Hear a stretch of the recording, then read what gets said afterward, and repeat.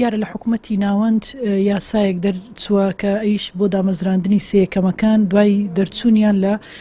سەرجەم کۆلێژ و پەیمانگەکانی یەکەم و دۆم و سێمی سەرئاستی زانکۆ پەیمانگەکان کامەش هەنگاوێکی باشە بۆ ئێمەش پێویستمان زانی کە ئەم یاسایە بهێنەنە بۆ پەرلەمانی کوردستان و ئەمڕواژووی پێویستمان بۆ کۆ کردەوە و پێشکەش بە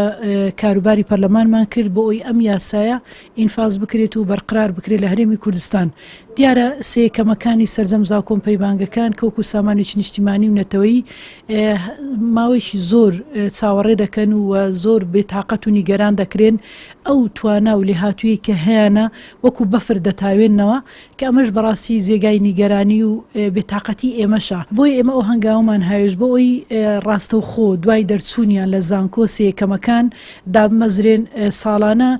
بێتاقەت نەکرێن تووشی نیگەرانی چاوەڕوانێکی زۆر نەکرێن ڕاستەوخۆ دوای دەرچوونیان وەکو حکوومەتی ناوەند دابمەزرێن